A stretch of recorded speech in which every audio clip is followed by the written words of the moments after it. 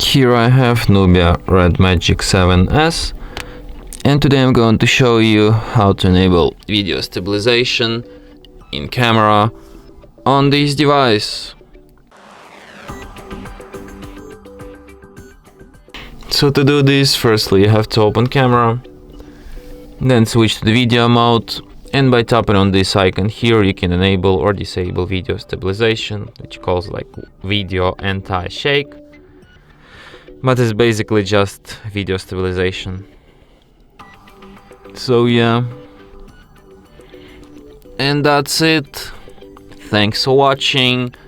If you find this tutorial useful, don't forget to hit that like button and subscribe to our channel.